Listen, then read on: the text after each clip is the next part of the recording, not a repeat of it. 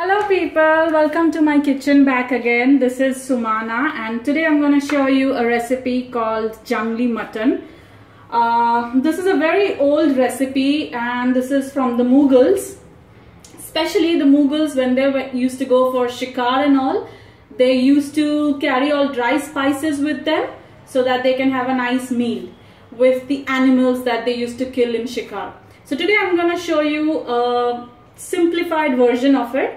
So for Jungli Mutton today we need about around 420 grams of mutton on the bone. We need ghee, desi ghee, which is homemade ghee. Okay, we need about 100 grams of curd. You can use hung curd as well if you want. We need this is actually dried red chillies and garlic paste. That is the main ingredient because it's spicy. Then we need some bay leaves, some dried spices like all the stuff. We need dried red chilies and 2 onions sliced, roughly sliced. That's all that we need, and we need salt to taste and a little bit of turmeric powder if you want to add a little yellowish tinge to the food, or else just leave the turmeric powder out of it. So that's all. So we'll now move on to cooking it. Alright, so we need a cooker because we need to cook it in cooker today. And let me put the gas on. So now I'm gonna add ghee. This recipe is actually made out of pure desi ghee. If you want, you can probably replace it with vegetable oil, but I prefer it on desi ghee because it tastes really nice. So I normally just eyeball the measurement, but if you want you can use 2 tablespoons of desi ghee. So I'm using about 3 tablespoons of desi ghee, and I would like this to heat up. Once it's actually warm and heated, not burning, actually warm, that's when you're going to put the dried spices to it. Alright, now that the ghee is almost warm, it's actually heating up. So I'm going to put the dried spices in it. So in goes the cinnamon sticks. This is jayatri, this is cardamom, cloves, and these are all the dried spices that I put in. Okay, so this is the bay leaf that I'm putting in. Okay, so you can hear the noise of it's sparkling.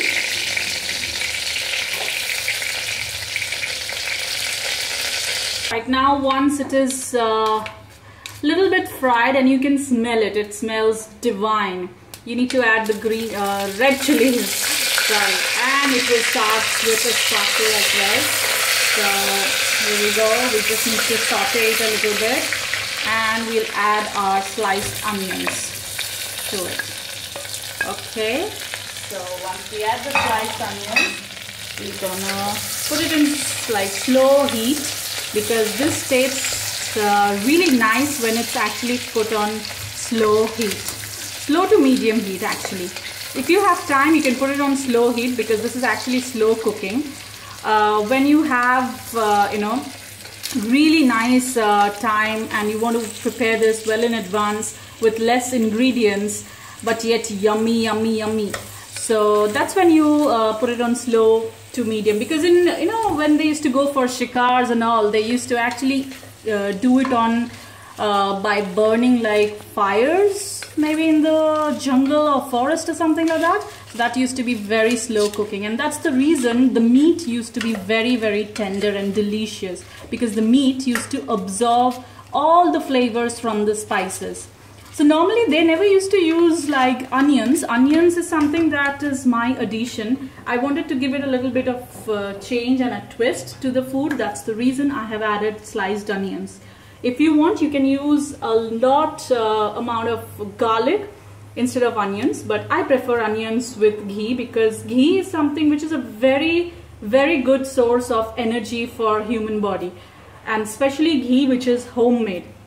Normally, people go for expensive oils thinking that ghee is fattening, but the good things, the good habits or the good fats that is available in ghee is really, really helpful for joints in a human body, like your knee joints, your elbow joints. It helps it keep you lubricant throughout the year, and in winters, especially if you're aging, you would not have any problems, trust me. So a spoonful of ghee is advised by every nutritionist today so that you can have a healthy lifestyle.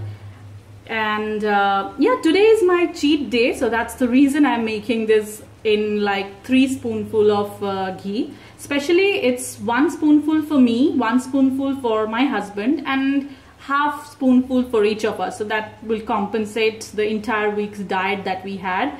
And yeah, that will taste yum as well. Okay, so now I have actually sauteed it on low flame for about like good 10 minutes actually. So you can see that now the onions are becoming a little translucent, and you can actually smell the aroma. It's amazing.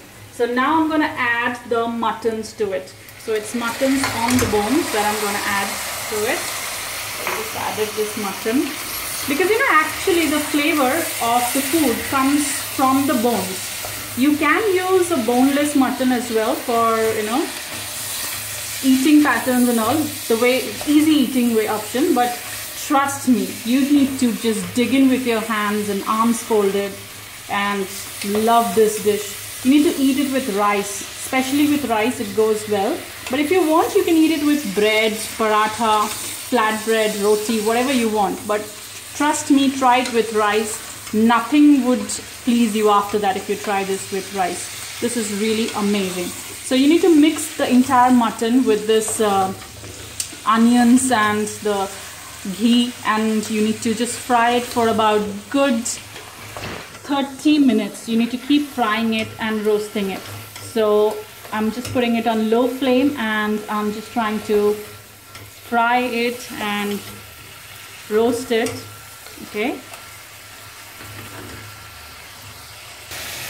Okay, now while you are frying this mutton for 30 minutes, it's not 30 minutes yet, it's about good 15 minutes. So now it's time to add in salt. So the salt that you're going to add in would be like as per your taste. So add salt as per your taste. Okay. Then you need to add this red chili paste with garlic. So here it goes. Okay. It already smells yum, and I think it would start tasting good as well because it's got all the ingredients that you need. So, and it's already turning a little reddish because of the chili that I have used. Especially you need to use Kashmiri red chili. If you have, you can use red chili powder as well, or you can use the whole chili. So I prefer using whole chili, the fresh chili, dried chili, and make a paste out of it, because then it actually adds the actual taste that you would not get it from anywhere if you use the retailed dried powdered chilies. So that's the reason. About now good another 10 minutes more, so it's about like 25 minutes, and you can see that the Kashmiri red chili has actually changed the form of this, the color of this, and actually the more it will cook, the more the texture of it would be changed. So it will look really nice and tasty and amazing, and also deep dark red rather in color. So it's almost time for us to add in the curd. So we are gonna wait another like 5 minutes, and then we'll throw in the curd, the sour curd that we have kept aside. So we'll throw in that. So we need to wait for another 5 minutes. Alright, so now it's almost another 5 minutes, and I'm gonna throw in the curd to it. So here goes like about 100 grams of curd. Okay. So if you want, you can add whole jeera spices or coriander spices as well, but I prefer it the original raw way, apart from the onions. So I like to keep it simple yet very, very tasty and yummy. So this is my version of Jungli Mutton actually. So yeah, people do use different kind of spices as well, and they use you know, coriander powder as well, jeera powder as well. But if you make all the dish taste similar, then what's the difference between a particular dish from the other one? So that's the reason. It should have, this dish is actually meant to taste like meat. So it should only taste meat, nothing else. No spices, nothing like that. Only the meat and the juice from the meat should allow it to cook. So that's why. So now we're gonna close the lid. It's almost 30 minutes of low cooking, as a very slow cooking that I have done for 30 minutes. This is the texture, how it looks like right now. So now we're gonna cover it with the lid and let it pressure cook for about another 15 to 20 minutes. So we'll cook on high flame for first 2 whistles, and then we'll cook for low flame for about another 3 whistles, depending on the type of mutton that you have got. So if you know that the mutton is really soft, then you need to cook it for about like maximum 3 to 4 whistles. That would be all for a delicious mutton, and that too on low to medium heat. So here now I'll be closing the lid and put it on high flame to, you know, cook for another like good some time. Alright, so it's been cooking for almost another 15 to 20 minutes, yeah. Oh, one more thing I forgot to tell you guys, that I actually added a little bit of water to it, because yeah, mutton already has water in it, but then I added like about a glass of water to make it little more gravy kind of thing, because it was supposed to pressure cook. So now we're gonna open this, and oh wow, this looks really nice and yummy, fantastic. So now we are gonna quickly plate it, and okay, so let me quickly plate this and just show you how it looks. Okay, so this is the final product. This is how it looks. So I like to serve it with rice, a little bit of you know, onions with coriander leaves and a green chili to go with it, and this is divine. Trust me guys, this is divine. So if you like my video, please don't forget to give me a thumbs up, and also please show your love by sharing my video and subscribing to my video. So I'll come back next with a new recipe, and that will be a surprising new recipe as well. So see you next time. Till then, stay tuned and bye bye.